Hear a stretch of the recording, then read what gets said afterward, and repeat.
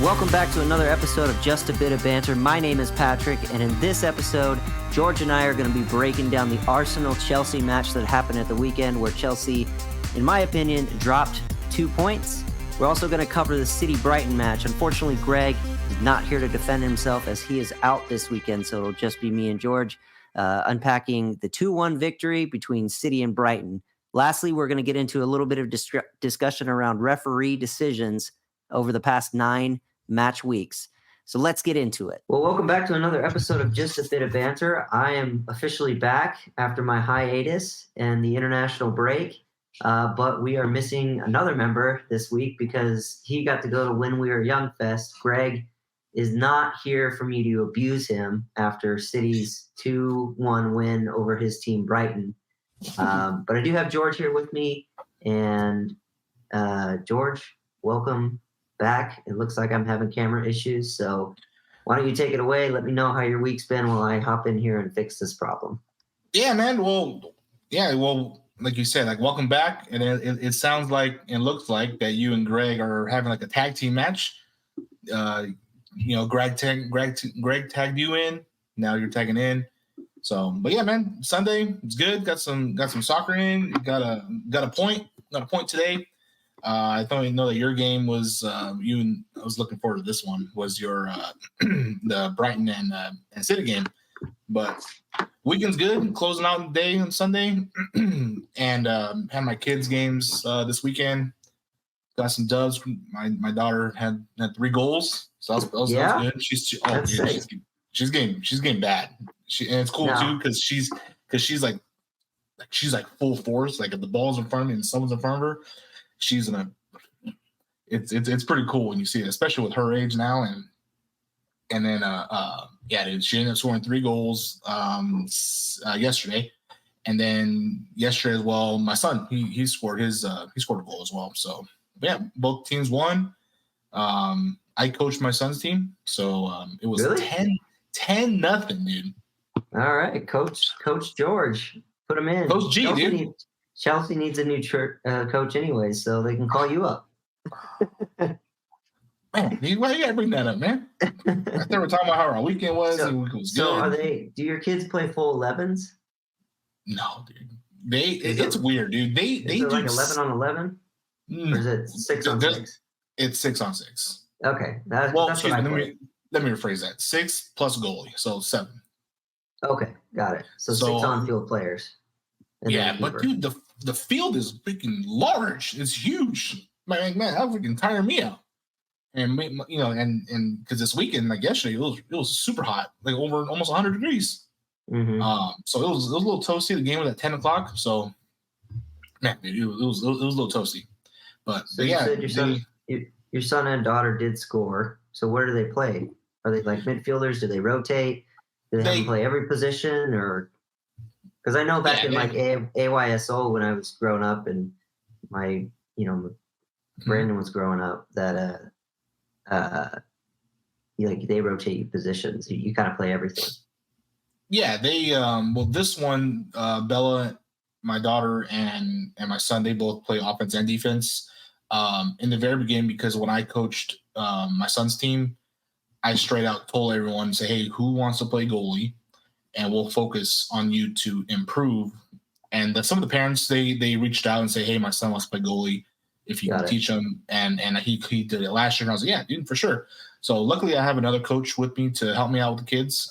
So he'll focus more what I tell him. Hey, focus on this part, the dribbling, ins and outs, passes, and all that good stuff. And I'll focus on the kids for the goalie side. Just so where to be at, where to stand, control your defense, show them where you're at, do the wall when they do corner kicks. So both my kids play offense and defense. So more like the forward. Bella likes to score. Derek likes to score. And some kids just like I just want to play defense. And some kids are pretty good at playing defense. So my kids don't like it because they want to go out there and score. Right. Which I don't blame them. So you just got to balance it out, balance with the teams. I don't coach my daughter's team. I was supposed to coach it, but they needed more help with the boys' team. So Got it. I was like, yeah, no problem. I mean, Isabella kind of gave me a lip about it later. So, yeah, did you promise you were going to? I was like, oh, I'm sorry. Sorry, they didn't let Next me. They season, kicked me off. they Next kicked me off. season.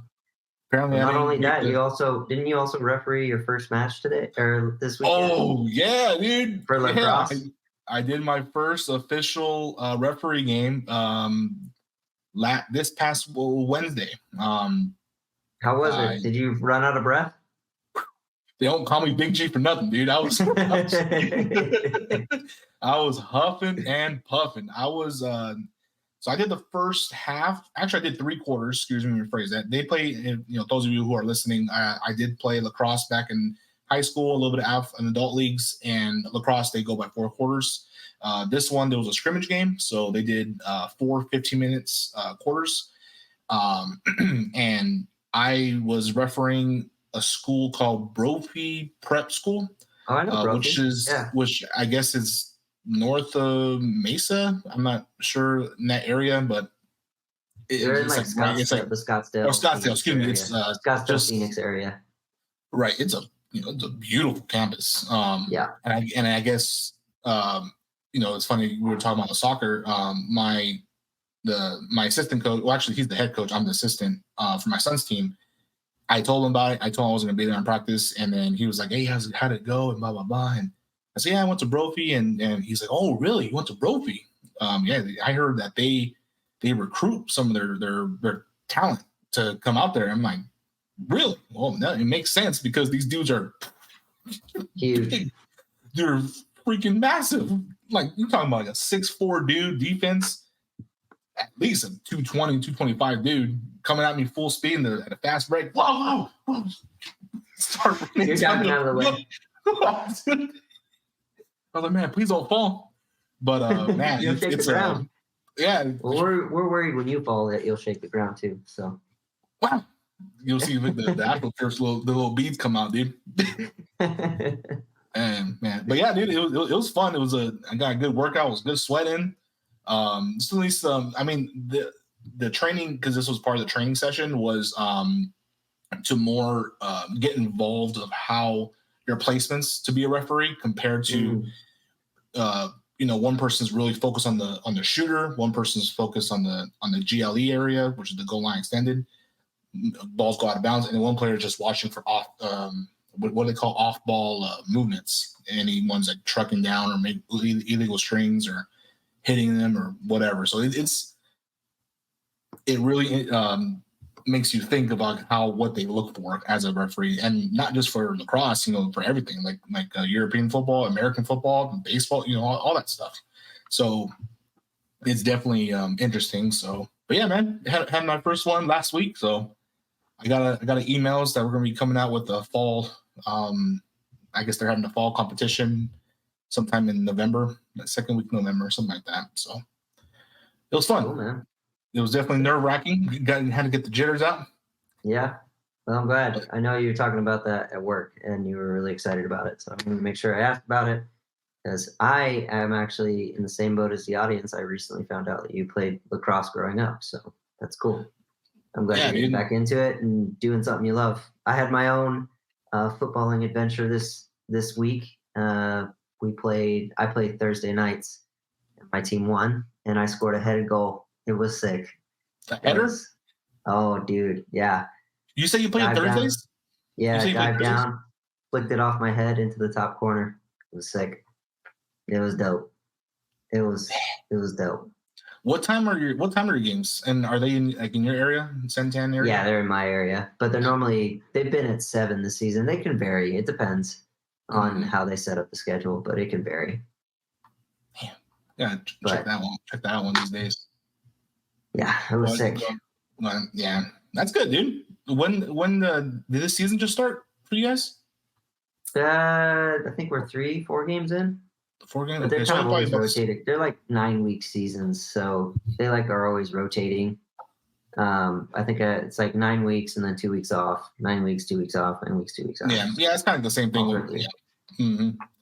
And then there's a couple seasons. There's a couple seasons at like the beginning of the year that are just weird because you have like Christmas and New Year's and all of that stuff going on. So how many guys do you guys play with? during the? I play 6v6, so and it's a co-ed league, so we get 2 girls on the team and like 6 or 7 dudes, including me. Mm-hmm. Mm-hmm. So yeah, it's just a small goal. I don't have the legs to play full field anymore. Is it indoor? Nuh-uh. It's I play it out by ASU Polytechnic, so they're like East Valley campus. Oh, okay. Out by the Chandler Gilbert Airport. Okay. Yeah. Maybe just one of these days we check it out. Dude. Yeah, it's a lot of fun, man. Yeah, it was good. We always need a keeper. You can play keep. What are you trying to say, dude? I always put the big guy in keep. Everybody knows that. I can't be doing that. You'll be pulling my hammy. Come on. Nah, because then if goals come in, then you blame me and like, oh man, it's typical Chelsea and blah blah blah. Yeah. Well, it's just another excuse to talk to you. What's wrong with that? Dude, I couldn't believe how they scored the first goal, man. Arsenal. Bro. Dude, that first goal. Let's just jump into it. What is your keeper doing, man? Robert Sanchez, if you ever listen, no, I'm just kidding. But goodness gracious, I couldn't believe, like, dude, you're like falling asleep. Literally dominating the entire match and should have won. And I told you, what did I tell you the last episode I was on? I'm rooting for you. I really am. And I think Arsenal's going to cut you apart. I was wrong about Arsenal. I'll say it. I was wrong about Arsenal cutting you apart. You did so well in the first, 70 minutes? Dude, they played great in the first half. They played the whole really time. Palmer and Sterling were cooking. They were, dude, and that game should have been 4-1. It should have been 4-1. Palmer should have had those 2 goals. One at just like off like the corner, just like during the first half, missed that. And then the second one, he was outside the box and hitting that right corner.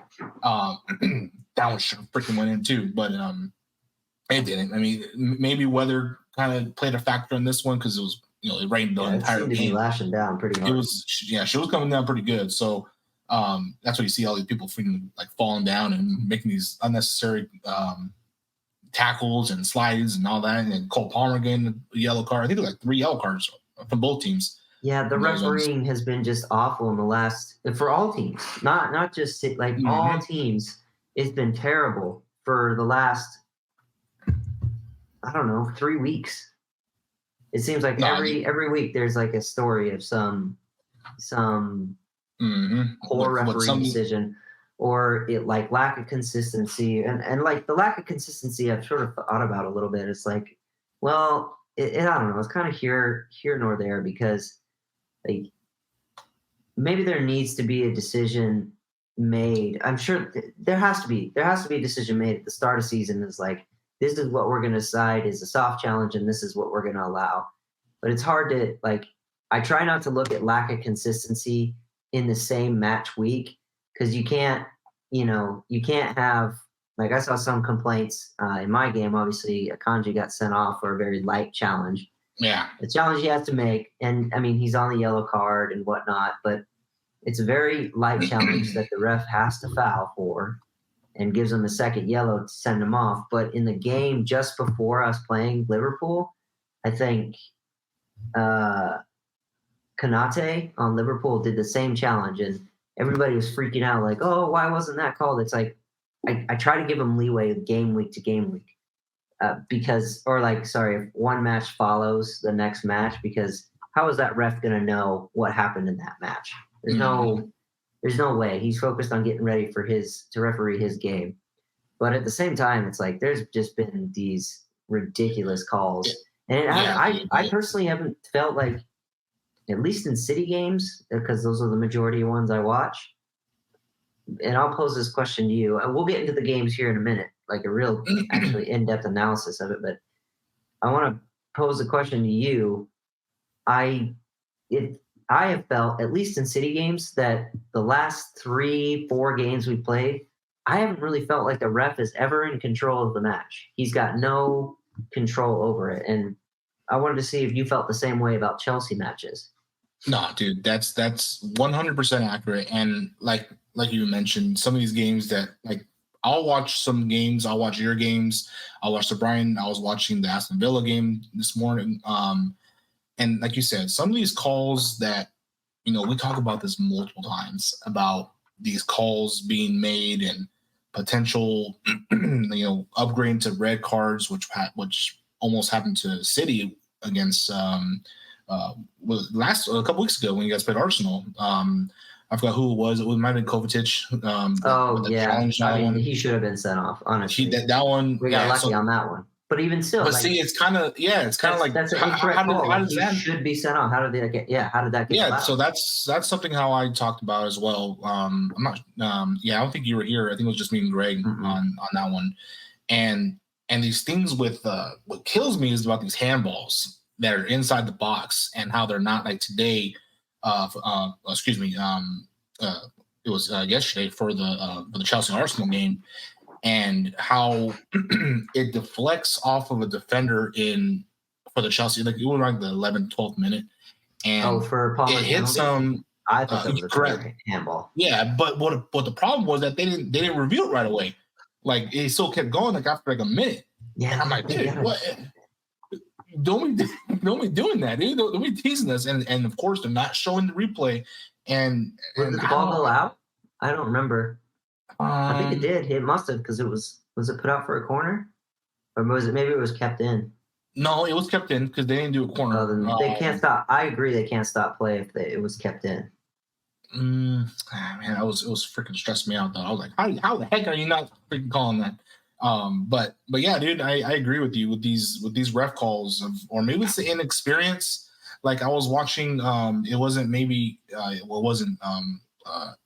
it wasn't soccer. It was I was watching some of the UFC fights this weekend, and some of these inexperienced referees, the low stoppages, and I don't know if they're not specifically with UFC or these organizations, these athletic state commissions or whatever.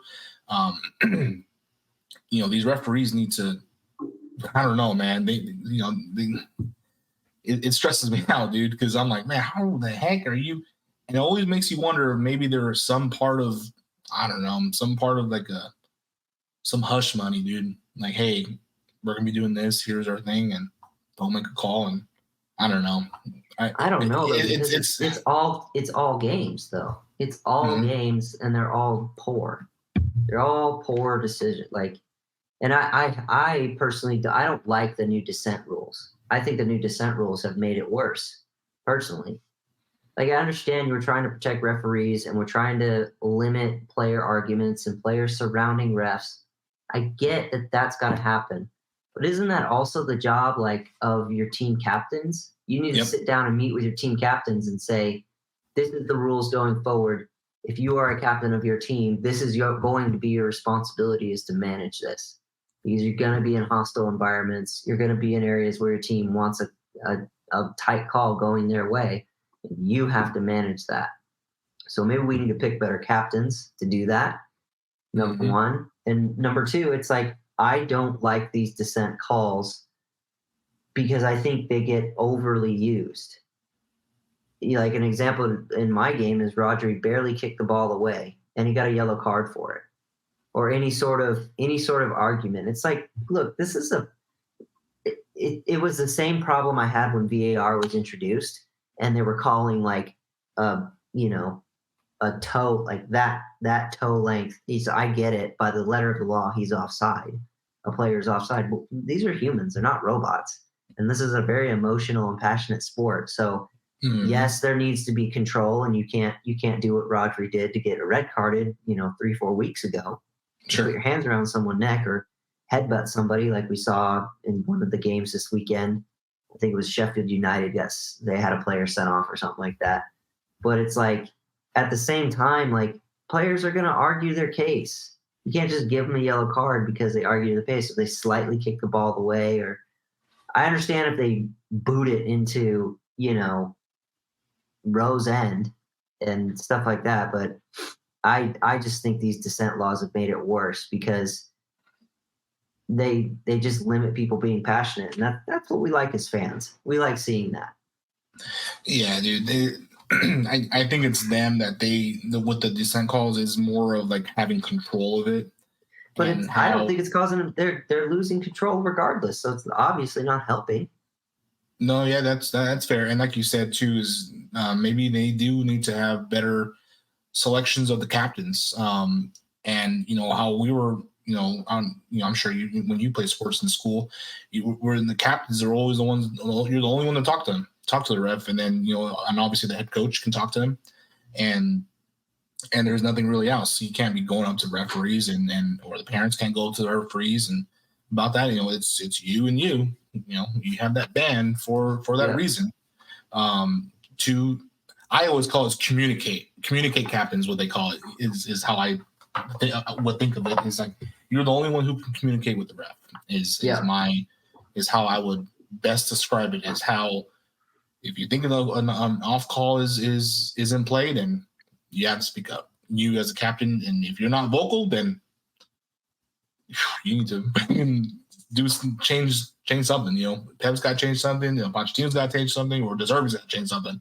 So yeah, dude, it's I don't know, man, or maybe it's just still the beginning, getting those referee jitters. No, I don't know, man. It's kind of a toss, kind of a sensitive conversations. So but I'll definitely be interested with you listeners of what you guys think. So leave us a little comment on that, and we will gladly discuss about it because we can go on and on with this, dude. Because it's a very touchy subject, especially with a big game coming in. Like what happens if it was like Champions Leagues, or what happens if it's an FA Cup, or Carabao, or I don't know. Mm-hmm. It's I don't know. You gotta have the best questionable decisions. Yeah. Yeah, sure. It's I don't know. I think that it's very telling that English referees don't make it. They're not. We can end on this, and after you share your final thoughts, of course. But I think it's very telling that English referees are never chosen for these international competitions. They're not chosen for the World Cup. They're rarely chosen for the Euros. And there's a reason for that. There has to be. They're not chosen for Champions League finals. Mm-hmm. So even the domestic and European stuff, I guess domestically, yeah, they're chosen for the FA Cup final and stuff like that. But the European competitions, they're not chosen for that. Mm-hmm. So,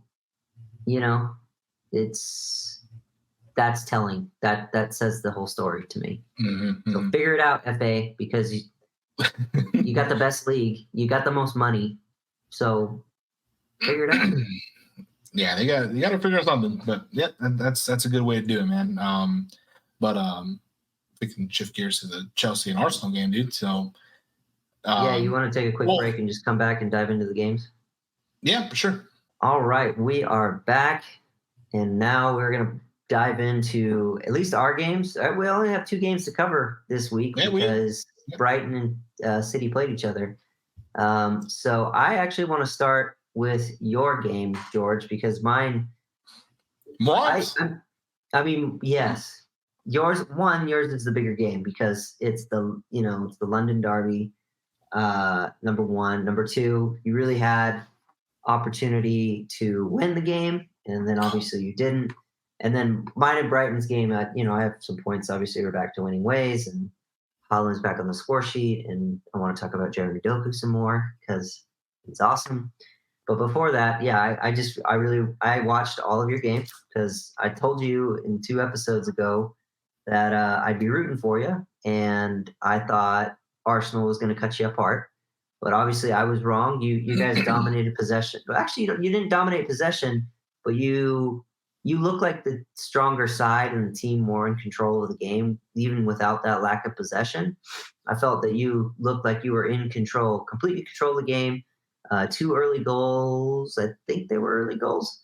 I know one of them was because it was Cole Palmer's first Premier League goal, was it not? Yeah, it was his second goal. First game at home. First game at home. First game at the. That's right. That's what they said. Right, yeah. The first game at the Bridge.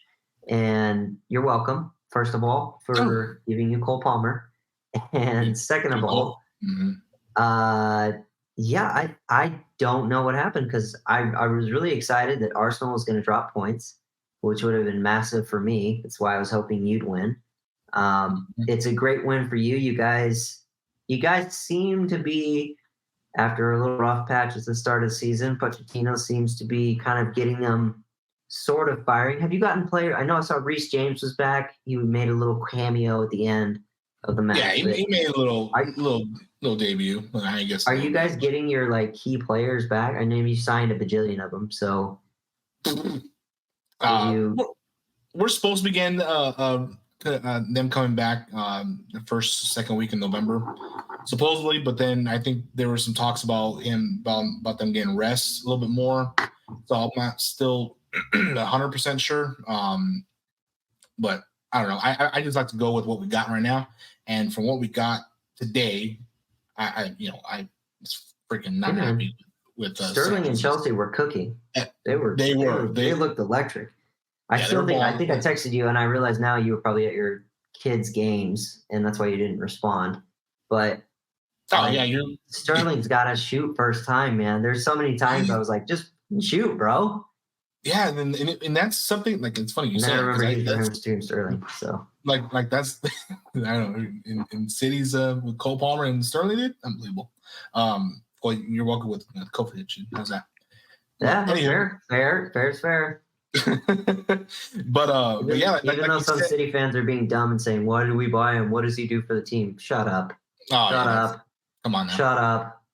Like if you're one of those City fans, I know this podcast has a small following, very small. But if you're one of those City fans that's like, "Why did we buy Kovacic?" Shut the fuck up. Just quiet. Just stop. You're the same type of City fan that needs Doku to be uber successful because Grealish sucks, so you can't have it both ways. You just stop. Anyways, back to the Chelsea game. Yes, I thought it was great. Great 70 minutes, because I think it was right around 70 minutes that you guys started sort of crumbling. And the number one question I have for you, obviously you had the terrible keeper mistake from Robert Sanchez. I don't know what the what is he? I was kind of lost for words on that, dude. To be honest with you, is like I laughed. Well, first off, why? I laughed when I saw it happen. I was like, why are you out so far, dude? And then, like, if you're gonna do that, boot it. Don't just like give it a little. Yeah, exactly. Like, I just don't understand the decision. Just either boot it out or play the small pass to whoever I don't know who your center back was right there, but play the easy pass to the center back and let him distribute the way he needs to. Complete control, and then you lost it. And then the other thing that I wanted to ask, because it's what I saw. I mean, again, you guys dominated. Sterling was all over Zinchenko. It was great. Like he was making. He was making stuff happen, dude. He was making stuff happen, but he's got no one. It looks like he's got the same problem he had at City. Is like no one to deliver it to in the middle. All those cutbacks, everything like that. And then when he's in front of the goal, he can't. He had one good season where he scored 30 goals. I'll give him that at City. He's not a goal scorer. He's not a natural goal scorer, at least. Did Cole Palmer and Sterling play together when they were at with City? I don't think so. I'm trying to think of maybe like this. I mean, probably in training, but not in like an actual match. There may have been. I'm trying to remember. There may have been like a Carabao Cup game, or one of those games where Palmer came on. But Palmer's how old is he? 19, 20? Palmer is he has to be like in his early. He's 19, 21 maybe. He's really young. 20, and so Sterling, he might have been too young to be, because still part of the academy. Maybe? I remember Phil Foden was coming up, like making his start into the first team when Sterling was still around / on his way out of the club. And then Palmer's time came shortly after that. So they may have played a few minutes together, but nothing. And obviously in training, I'm sure they've trained together, but nothing in the Premier League, no. Yeah, I'm trying to see if maybe there's just no chemistry there yet, or maybe he was so used to it with Nicholas Jackson. Sterling and Jackson, but now today we had striker as with Palmer today, I know that Sterling he did a nice cross to Gallagher, and Gallagher took a nice shot. down the box, and Gallagher just went a little high on across the goalpost. So I don't know. I think it's just getting the fundamentals in, or maybe because it was out because it was raining today. It was pouring. So I don't know. It could be a lot of factors. Don't pull a Jurgen Klopp where you blame the weather. I'm playing weather, dude.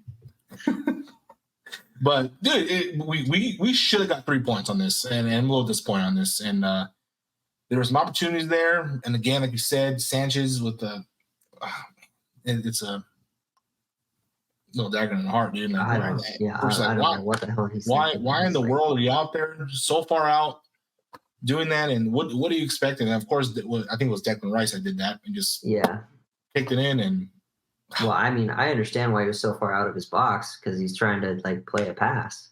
Like he had control of the ball. He did it twice. Like the first time when he did it, like he was thinking about going back. I forgot what it was. I know it was during the first half, and like he was going out, like he wanted to play the striker on it and play defense, but then he wanted to go back, and then he's like, no, I'm gonna go full in. I'm gonna go out and do it. I'm like, dude, you need to freaking commit.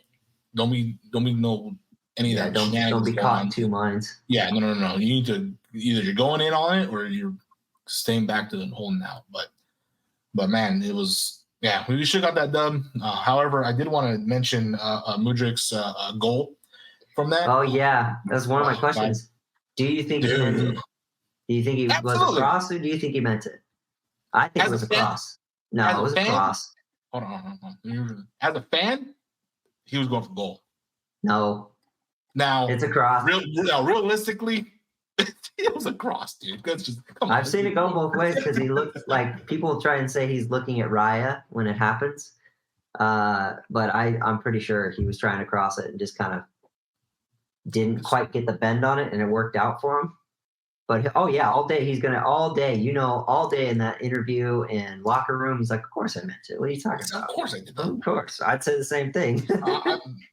As right now, I'm still gonna say he meant that. No, it was a cross. Fantastic. 100% a cross. It was 100%. Well, that was one of the two questions I was going to ask about the game. Like post. Honestly, I remember texting you after the game, and you said you'll take the draw. But I guess that's a further question I have: is does it feel like it's drop points to you? Does it feel like you dropped points yesterday? Because I know watching, I was like, oh, Chelsea dropped points. They should have won that game. They dropped 2 points today. Or do you feel like it's a point well earned? Absolutely not. We dropped 2 points. We dropped it for sure, 100%. We had it. We freaking had it. They just needed to capitalize. And again, the weather wasn't just playing, dude. But Liverpool, when you want a replacement coach, he'll blame the weather too. So when you're ready to be done with Jurgen, or Del Dappa, here's his number. So then that actually leads to a second question. Is I was thinking about this as you dropped points because I was a bit pissed that you. I'll be honest, I was a little pissed that you did that to me. But do you think Pochettino doesn't? So my initial reaction was Pochettino doesn't know how to manage a game. His substitutions were completely wrong. Sterling was cooking.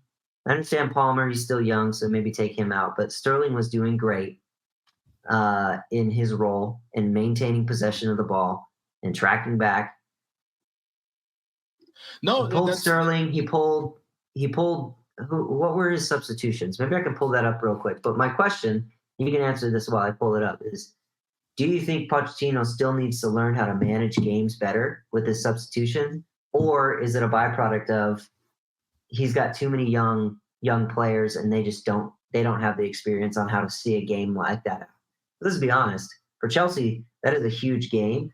One, it's a London derby, and two, it's against a very good Arsenal side. Arsenal has a very good side right now, and they're very difficult to play against. And you're throwing a bunch of young players with very little experience. You could see that in Nicholas Jackson, especially like the runs he made. There are times where I'm like, you're making the wrong run. Like there's things you need to be doing to get the goals and make these goals happen that you're not doing. Service aside. That's fair. I think too. The only thing I can maybe defend on Pochettino doing what he did of other substitutions is that they're doing it for Europe Cup, they're doing it for Champions League, but we don't have any of those. The Carabao is not until next week or maybe 2 weeks now, and they already had this. These off our international breaks, so the rest they already had the rest legs, or maybe there's a potential injury there's something going on. Haven't seen anything recently. Knock on wood, nothing outrageous coming out. But like you mentioned, dude, we do have some young talent from the Chelsea side, especially with Jackson, especially with Palmer, with Gallagher as well. With these young guys, 25 and under, those are some young guys in there. But with Pochettino's experience with, when he was a manager with Paris, I'm not real sure how that was managed. Still didn't win. I don't think he won anything. He had a God squad and he didn't win anything. I don't think he won the league. Yeah, I don't know how. Maybe like a premature kind of substitution was in the works. Obviously, every manager is going to have some questionable substitutions. We just saw one from Pep a couple of weeks ago when he pulled out Julian Alvarez, making those substitutions on that. I think was the Arsenal game. So some of these managers are still. I don't know. I think what Pep's decision is on that one that was. Was with Champions Leagues and with all that stuff going on. So I'm not sure, dude. With Pochettino's with his decision today, obviously I didn't like it. But in his mindset, again, I always wonder about these other coaches who, I think you and I had talked about it. Like when they have these tablets out, I want to know if they're like an offensive or midfielders or striker coaches or advisors. Maybe they're making the calls and Pochettino's got to roll with it. So I'm not sure, to be honest with you. Obviously, this decision, I don't know, man. I give him a C minus. Yeah, I don't know. I was just looking at the substitutions. Looks like he pulled the entire front three, which Mudryk, okay, I get that. And putting in Nicholas Jackson because he is kind of the only striker you have, but thing is like Palmer and Sterling were just controlling the ball so well and keeping possession for you in key areas. Again, you didn't. I don't think you outpaced Arsenal in your possession stat, but in key areas, like I just thought his game management wasn't the greatest. But then I thought about it more, and it's just like you have young players that go in, and for whatever reason, the biggest thing is like I hate to blame one person because it is a whole team. But that Robert Sanchez mistake really gave Arsenal the fire they needed to go on and at least draw that game. That's the only thing that happens. Mm-hmm. Ultimately, you saw it out, and I'm sure that's fine for your season. It just kind of sucks for. I mean, Arsenal still dropped 2 points. It just kind of sucks for what they need. Yeah, it's gonna be. I don't know, man. He cost us 2 points with a dumb decision, a very, very bad decision. And it's also with, he's young as well, dude. I think Sanchez like 24, 25 years old too. Yeah, but he's got experience at the Premier League level. You can't be making those howlers. Correct. Not after spending that much money on a squad. Like, there's got to be, yeah.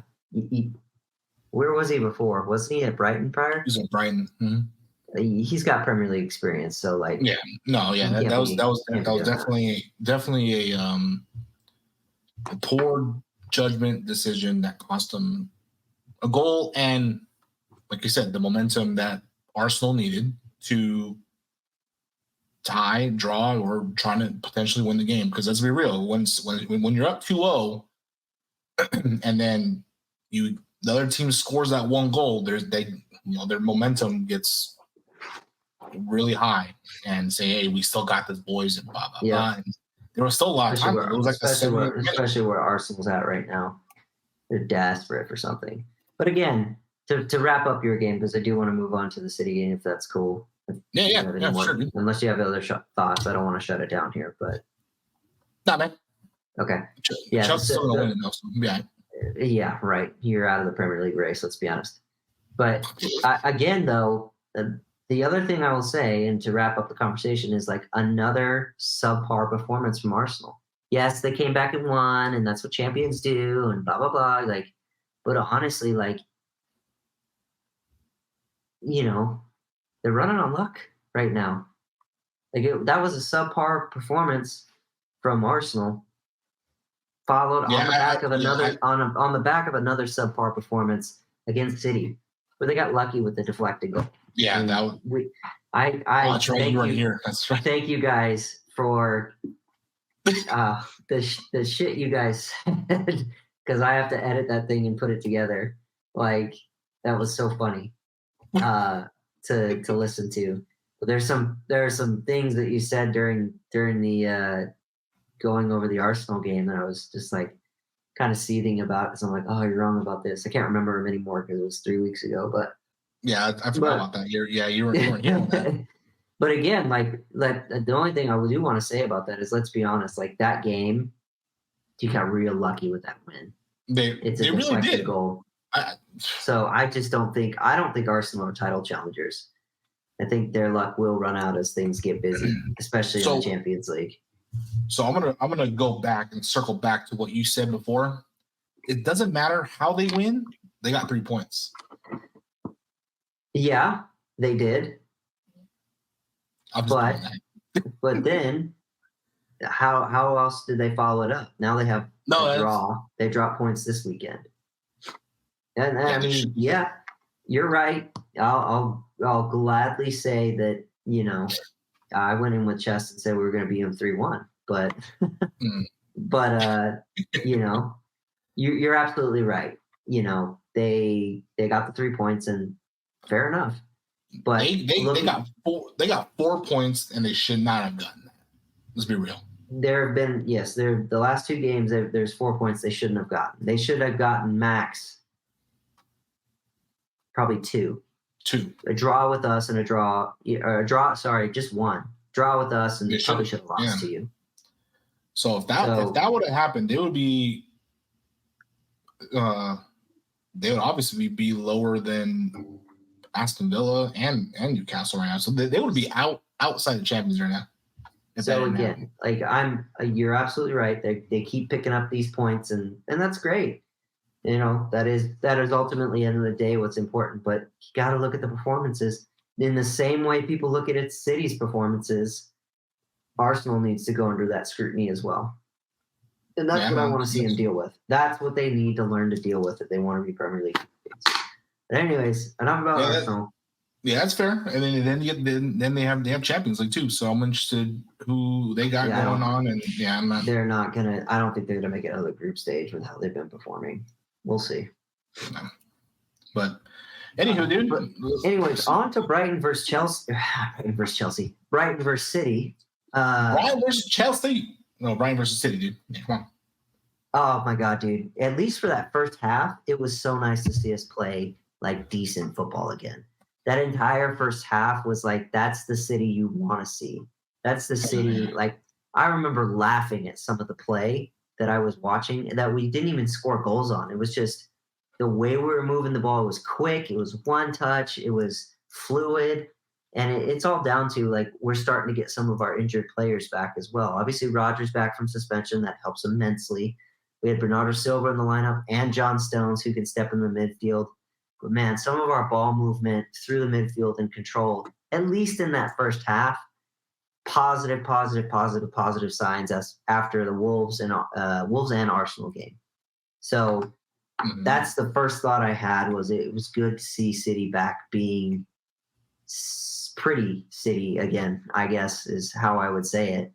I think I had told that to Greg last week when we were doing our predictions. And I was like, dude, there's no way City's going to go down 3-0 in the Premier League, especially with Arsenal and, like you said, the Wolves game. Yeah, no way. Well, I mean, let's look. I guess if we go back to the... And you got to remember, it's a good Brighton side. Like, we played like that in the first half against a solid Brighton side that you and I and our good friends in Hollywood Kitbacks have been praising this entire season and the back end of all of last season. Like that is a solid Brighton side, and they came to us and we just played right through them the first 45, which kind of leads, like, to be fair, they threw out James Milner as their starting lineup at right back. Yeah, because he was going against right back. Doku. But he was going against Jeremy Doku. Oh my God, Jeremy Doku. He's bad. I mean, it helps that he's going up against a guy that's 30 in his 30s, and he's super young and this electric. So yeah, he was always going to win that battle. But man, it's just so good to see a winger go past his defender and put balls at. It's just so good to see an electric winger with pace and desire beat his man. And the goal he sets up for Alvarez, my boy Alvarez gets himself another goal. Little chip shot. Yeah, just up over the top of him. Like because Jeremy he made that goal happen to give to Alvarez, 100%. And Alvarez obviously it didn't look like the greatest connection to the ball with it, but it still went in. It was so nice. And Jeremy Doku on the left hand side doing that little cross with him. And if I remember correctly, Doku kind of did that, like a little fake towards like the goal line extended kind of thing, and he ended up taking this guy and then flop it to Julian Alvarez, and Alvarez it was so. Doku was the nice. Exact player you want against the Brighton side that's going to come out and play. Like it's just so nice to see somebody take him on. But I will say, like, this Brighton game shows exactly why we have Doku and Grealish in the team. And I'll get to Haaland in a minute, because I do want to have a separate conversation about Haaland, only because I thought his performance overall, Haaland, was great. But there's more when I'm back there. But anyways, so obviously Grealish comes on for Doku in the 75th minute or something like that, after Brighton had already scored. And it was funny. I remember watching the game and saying, because for a good 10, 15 minutes there, in the same period of time, Brighton scored their goal, it's a silly goal. We just kind of lost control of the game for a little bit there. But again, it's, I'm going to borrow Pep's comments on this one, and his comment on it after the game is like, there's no team in the world right now that can dominate for 90 minutes against that Brighton side. And if Pep Guardiola is saying that there's no team in the world that can dominate against the Brighton side like that for 90 minutes, that's got to count for something. Mm-hmm. So the fact that they kind of had a period of possession and a period where they looked really good in an otherwise, 80% of the rest of the game we dominated, I don't know. That's a pretty good stat for me at this time in the season. But what I will say is, as I was watching Brighton come into their momentum before their goal was scored, I remember looking at Doku and being like, I think it's time we trade him out. And I mentioned this because you just mentioned the topic of game management and making substitutions at the right time or wrong time.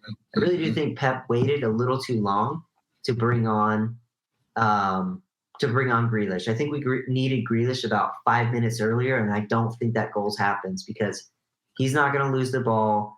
He's going to kind of maintain possession and track back and do what's necessary to slow the game down. What was needed prior to that goal happening was us slowing the game down. And we did that after the fact, and we controlled it, and we saw the game out. But I'm going to be honest, the last 20 minutes of that game were very nervy, and it's kind of been a trend I've seen lately of us doing pretty well for about 70 minutes. But somewhere around that 70-minute mark, we just – I don't know. We've just been falling off, and I don't really know what the cause of that is, other than it's just that time of the season where we're kind of in form, but kind of not in form, and we're sort of Pep's figuring things out, and we'll see where we are in February, and how things are then. Mm. But it's just a strange time for us. Now, I say all that, and I don't want to be overly critical because you just said it yourself with the Arsenal game. Well, at the end of the day, we got 3 points. We got 3 points against a very good Brighton side that could have caused us a lot of damage. We could have dropped points again this weekend. No, yeah, that's fair too. And then 3 points is 3 points. I can go through the list and be nitpicky. Like, for example, I think Holland needs to learn how to get a little bit more central and not always make the far post run. But then again, Holland also scored a goal today and was aware of his position needing to where he needed to be because it was a poor throw in from Brighton. And he scored a banger of a goal outside the box. Like a freaking strike is what it was. Yeah. And also, like, the thing I wanted to bring back to Holland is, like,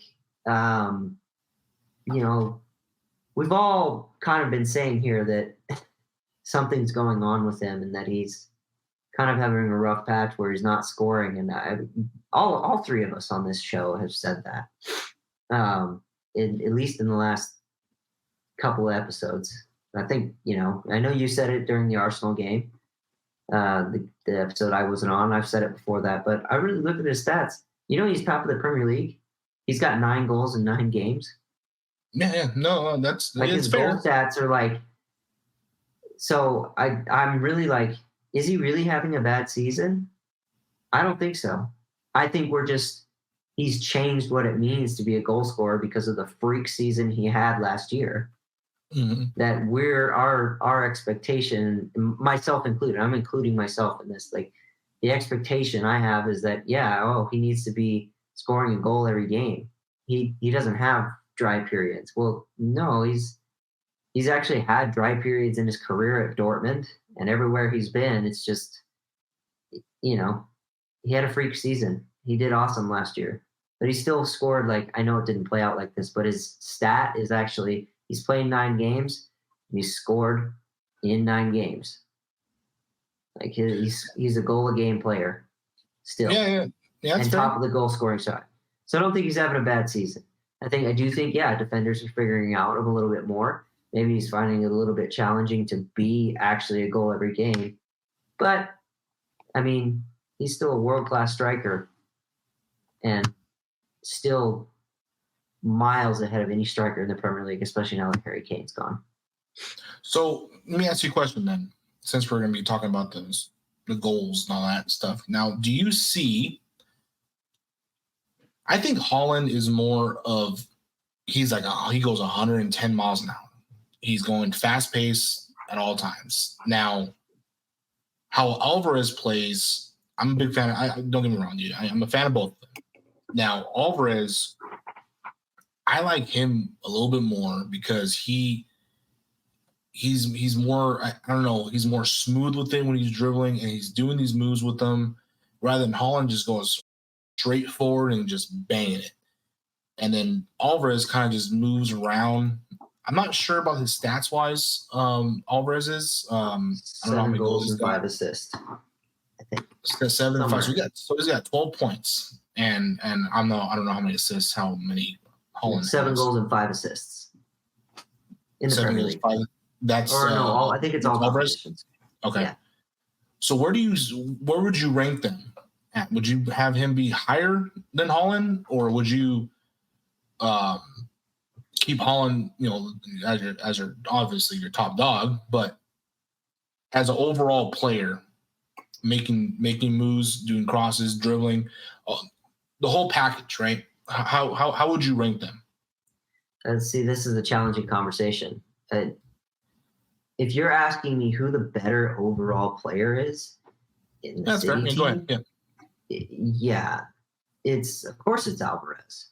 Alvarez that's never been Holland's always going to be either find him at the back post and he's going to head the ball in. His strength is twofold currently. Now I think I'm getting ahead of myself. I'm sorry. No, I think it's if you to answer your first question of who the better all-around player is in terms of overall skill as a footballer to do dribbling, passing, defending, it's Alvarez right now. Yeah, Alvarez dribbles more. Alvarez has a little bit better passing. I think their touch is about the same.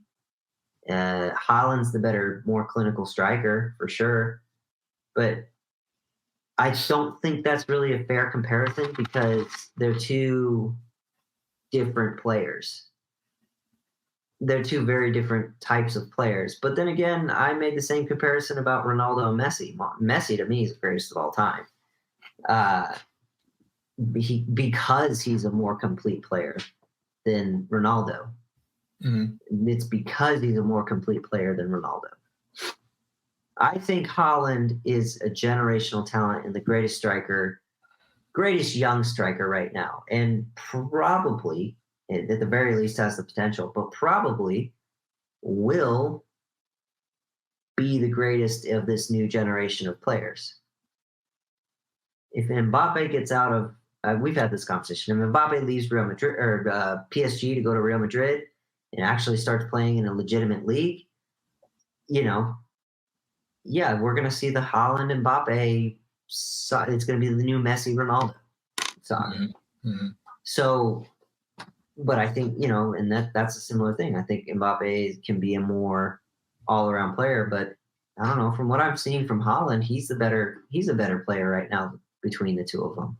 Now, what makes a great striker? Is it the wingers and the Pace, midfielders?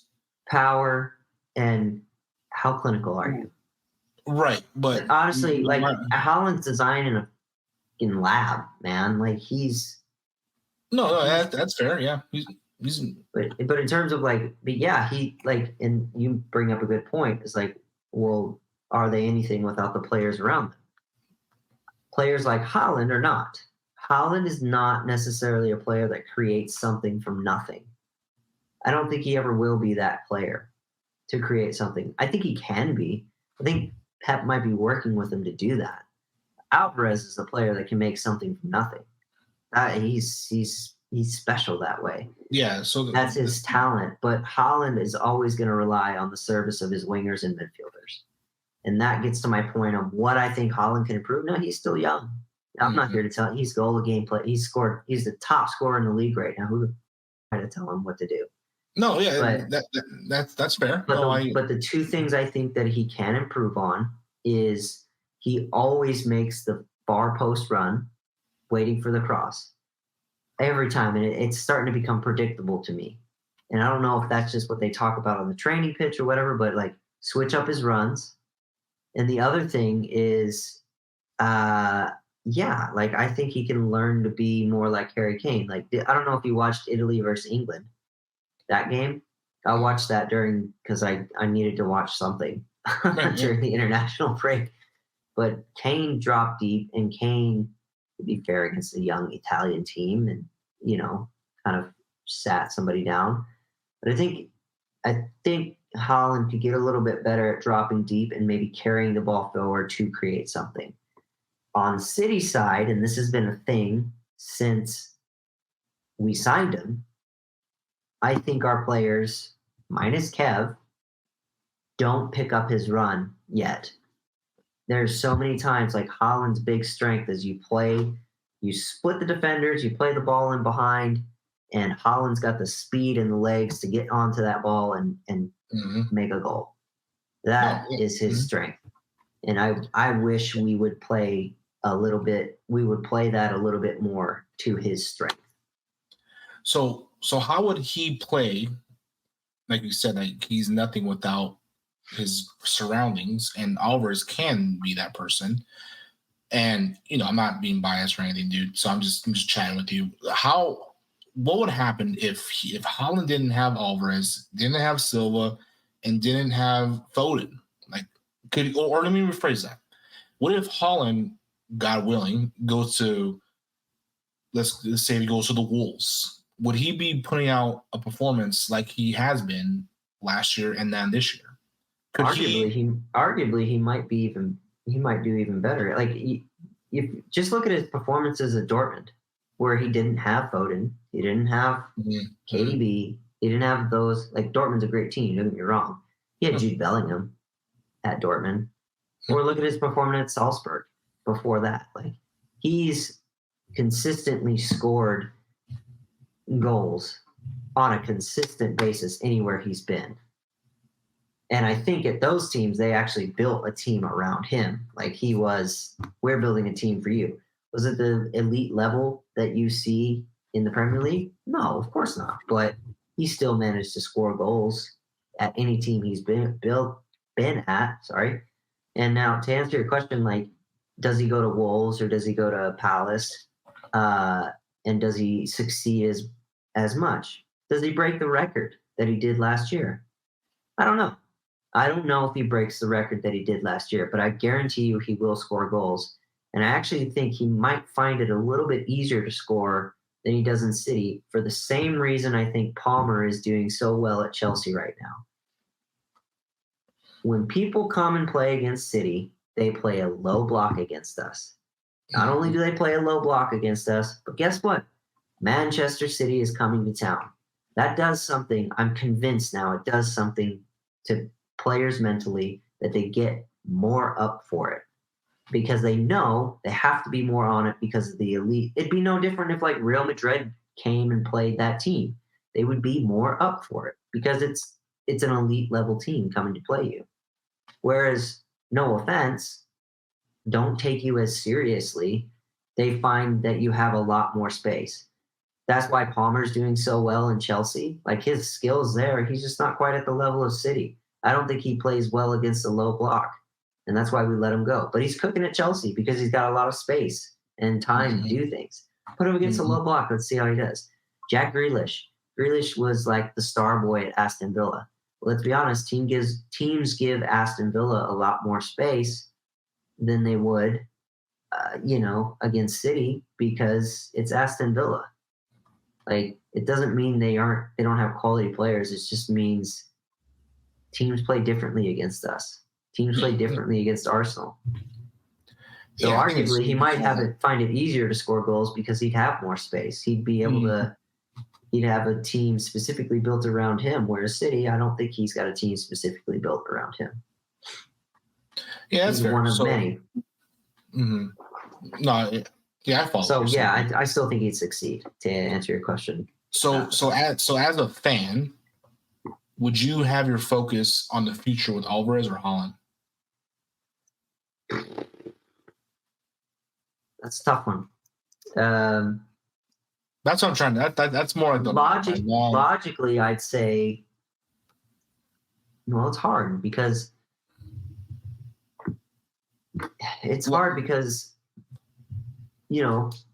what if Alvarez goes? Like because he wants to be the main man somewhere else. There's already rumors of Real Madrid coming knocking for him. That's what I'm saying. Way cheaper than Haaland. I would say while Haaland is here, you build your future around Haaland. And you keep him here as long as you can. Because that boy is a generational talent. Alvarez is special, and anybody who watches this or talks to me knows how much I love Alvarez. Almost more than Haaland, honestly. Like I love that player. I love that kid. I love everything about his game, the goals he scores, his story of being in the shadow of Haaland and just succeeding anyways. Like I love Julian Alvarez. Like he's slowly becoming, and I can't really explain why, but it's starting to kind of get to this place of like it's Kevin De Bruyne and Julian Alvarez.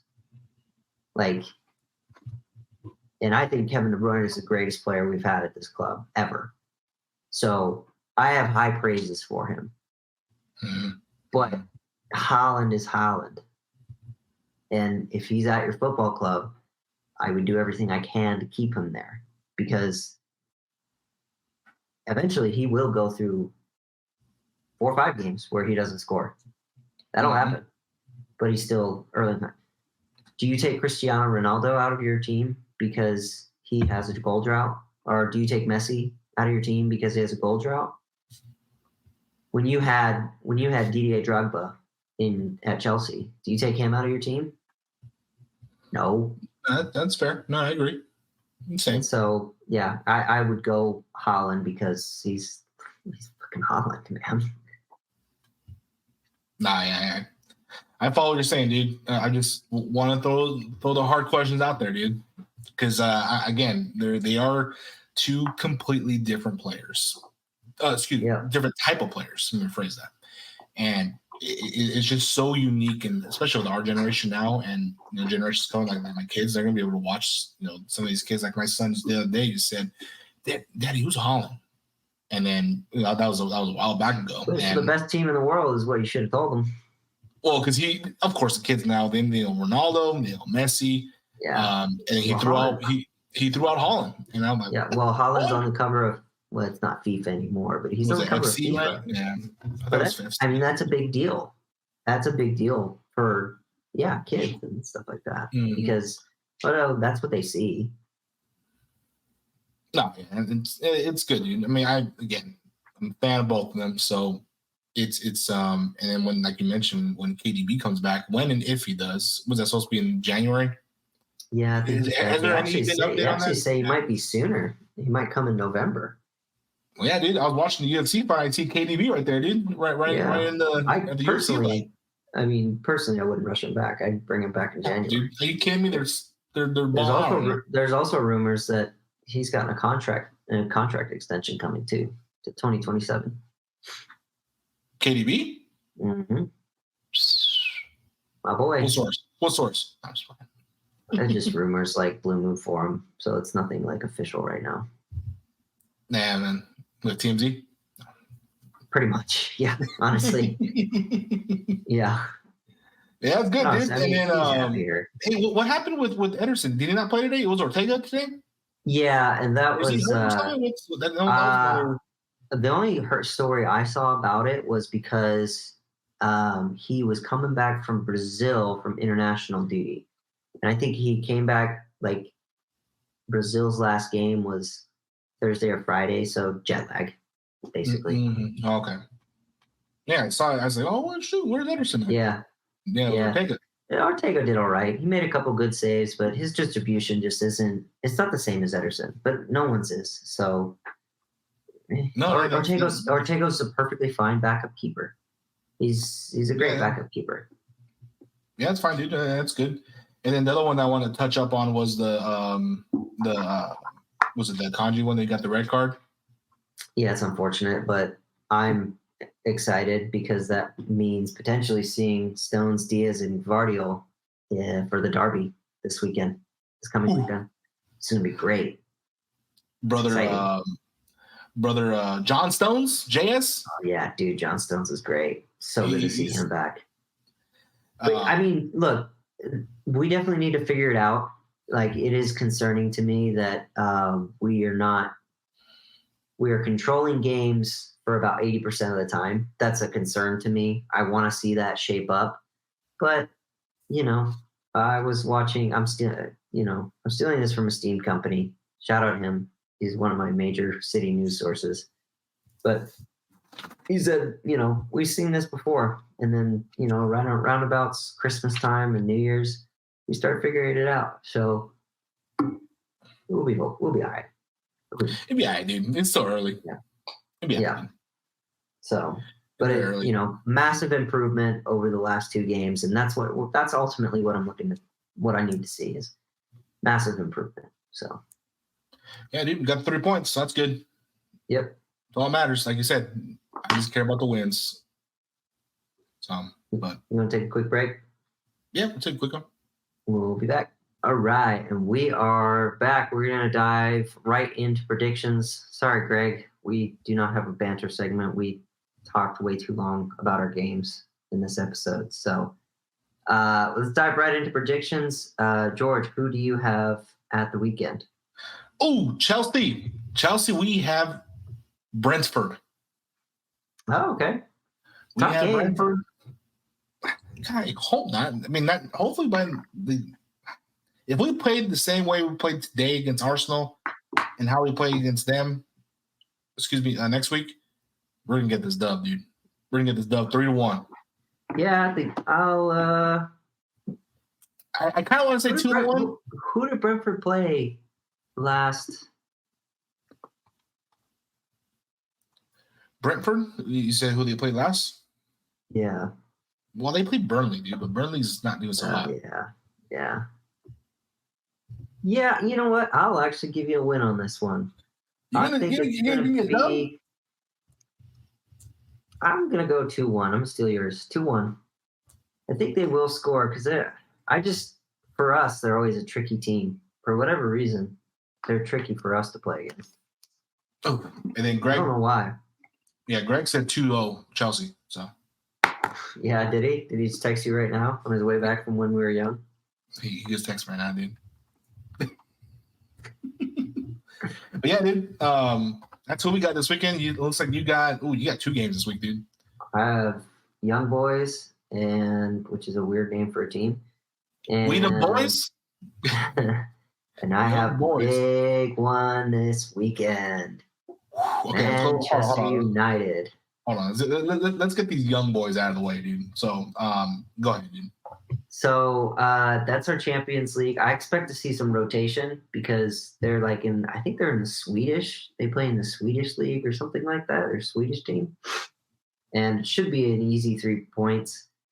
Pretty much with those 3 points, we should pretty much be qualified for the knockout stages of the Champions League, which would be awesome. Which means the next couple of games we can just kind of take it easy in the Champions League, play some rotated squads. I think we can confirm it after the second time we play them. But enough about that. I think my prediction for Young Boys versus City, I'm going to go 3-1 City. All right.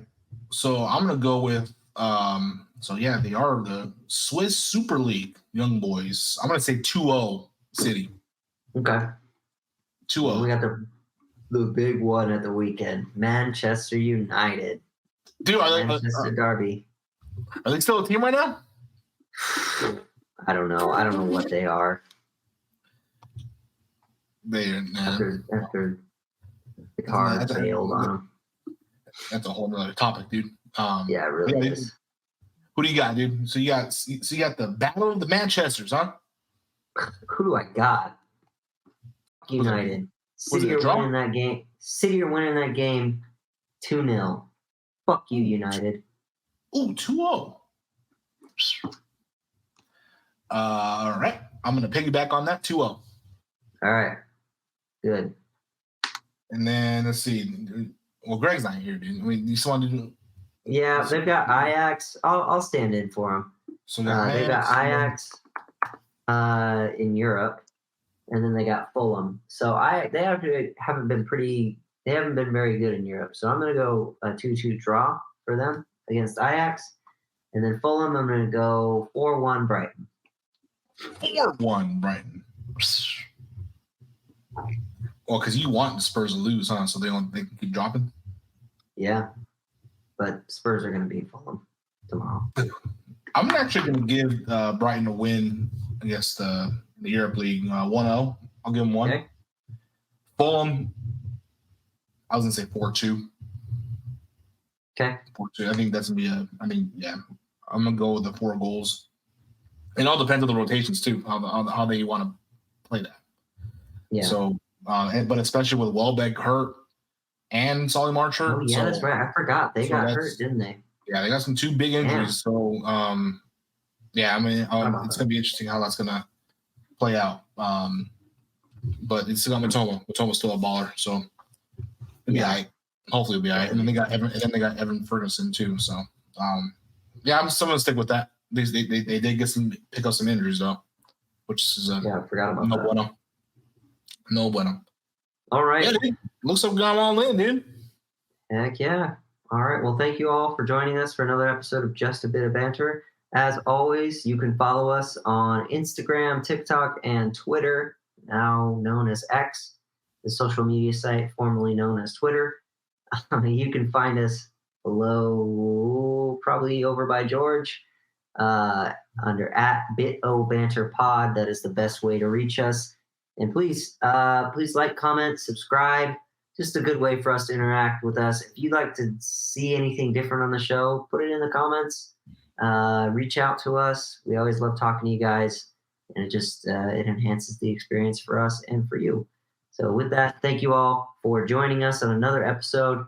We will see you all next week with a full crew, hopefully, finally, again. Yeah, hopefully Other we than get us all back, man. Stay safe.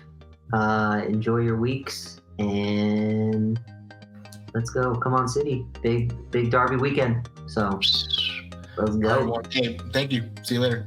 Peace. Bye.